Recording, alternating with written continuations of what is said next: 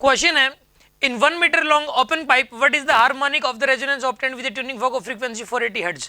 Question ये है कि एक यहाँ पे ओपन पाइप दे रखा आपको और इस वाले ओपन पाइप की जो लेंथ दे रखी है आपको दैट इज 1 मीटर हेयर, ये लेंथ 1 मीटर है यहाँ पे। और व्हाट इज द इसमें ना ये बोला कि एक ट्यूनिंग फॉर्क जिसका यूज किया जा रहा है दैट इज 480 हर्ट्ज। यहाँ पे जो ट्यूनिंग फॉर्क यूज किया जा रहा है वो 480 हर्ट्ज का है, ठीक है, 480 हर्ट्ज का है वो ट्यूनिंग फॉर्क। और अब आपको ये बताना है कि यहाँ पे इसके अंदर रेजोनेंस होगा, तो अगर रेजोनेंस अगर हो रहा है यहाँ पे तो आपको ये बताना है कि ये वाली जो फ्रीक्वेंसी है ये कौन से वाली फ्रीक्वेंसी है इसकी, ये बताना आपको। मतलब इसके अंदर ये मतलब ये फर्स्ट हार्मोनिक है, सेकंड है, थर्ड है, फोर्थ है, कौन से वाला हार्मोनिक है ये बताना आपको।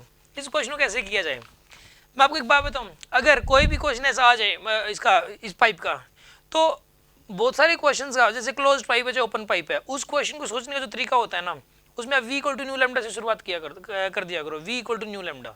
तो इसके अंदर अगर हम स्टार्ट करें v equal to nu lambda से, यहाँ पे हमें जो लैम्डा है ना वो हमें नहीं पता क्या है, और लैम्डा में नहीं पता दे नहीं रखा, फ्रीक्वेंसी दे रखी है 480 हर्ट्ज और v भी नहीं दे रखा, v भी नहीं पता, लैम्डा भी नहीं पता, तो प्रॉब्लम है, ये क्वेश्चन हो नहीं पाएगा। तो ऐसे क्वेश्चन में v मानना पड़ता है।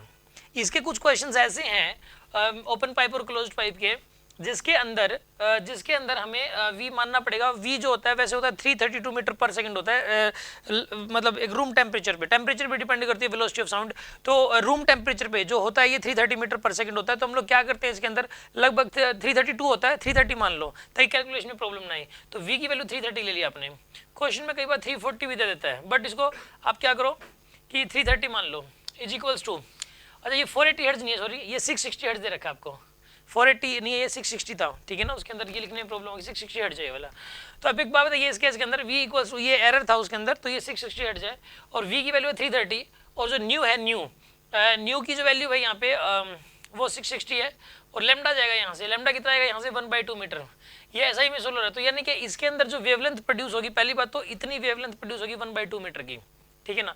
अगर वेवलेंथ 1/2 मीटर की प्रोड्यूस हुई है तो इसके अंदर ये बताना है कि कौन सा पैटर्न बनेगा। पहले तो ये देखो कौन सा पैटर्न बनेगा इसमें मैं आपको एक बात बताऊं, ये जो शॉर्टेस्ट पैटर्न बनता है ना, देखो रेजोनेंस में क्या होता है, एक तो शॉर्टेस्ट पैटर्न बनता है ये वाला ओपन पाइप के अंदर, ये वाला पैटर्न बनने से रहा क्योंकि इसकी लेंथ तो λ/2 ई के बराबर है, मतलब इसकी लेंथ 1/4 मीटर अगर होती, इस पाइप की लेंथ 1/4 मीटर होती तो इसका आंसर आता कि फर्स्ट हार्मोनिक, इसका आंसर था फर्स्ट हार्मोनिक इसके अंदर वाइब्रेट करेगा, फर्स्ट हार्मोनिक बचेगा।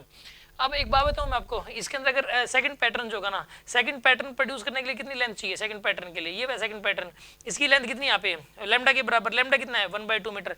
अगर 1/2 मीटर अगर इसकी लेंथ होती तो ऐसे केस के अंदर सेकंड पैटर्न बनता और सेकंड पैटर्न का मतलब है सेकंड हार्मोनिक बजता। और उसके बाद है नेक्स्ट पैटर्न है इसके अंदर दिस वन, अगला पैटर्न इसके अंदर ये वाला है, और ये वाला जो पैटर्न है ये कौन सा थर्ड पैटर्न है, और थर्ड पैटर्न के अंदर थर्ड हार्मोनिक बचेगा। और जो थर्ड हार्मोनिक है इसके अंदर थर्ड हार्मोनिक मतलब उसकी लेंथ कितनी होगी थर्ड हार्मोनिक के केस में, ये लेंथ कितनी होनी चाहिए इसके लिए 0.75 मीटर। और अगर 1 मीटर है ना 1 मीटर, तो इसमें पैटर्न पता है फोर्थ पैटर्न बनेगा इसके अंदर प्रॉपरली। तो फोर्थ पैटर्न की जो लेंथ होगी वो 1 मीटर के बराबर होगी। तो अगर फोर्थ पैटर्न बन रहा है यानी कि फोर्थ हार्मोनिक इसके अंदर बचेगा। अब समझ आ गया आपको। इसके अंदर नई सीखने वाली बात ये थी, एक तो इसके अंदर पता है क्या एरर था, इसके अंदर एक तो 660 हर्ट्ज आएगी इसकी फ्रीक्वेंसी, यहाँ पे जो given frequency that is 660 hertz. और दूसरी बात हमें इस क्वेश्चन से ये बात पता लगती है कि अगर क्वेश्चन ना समझ रहा तो v को न्यू लैम्डा लगाने की कोशिश कर लिया करो आप। और तीसरी बात हमें ये समझ में आती है कि अगर वेलोसिटी ऑफ साउंड ना दे रखी हो तो हमें 330 लेके उसको सोल्व करना है, ठीक है ना।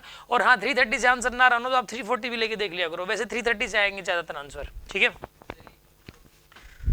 क्या कह रहे हो, एक किसके अंदर, हाँ इसके अंदर एक लूप मैंने कम बना दिया, सॉरी इसके अंदर एक लूप मैंने कम बना दिया, ठीक है।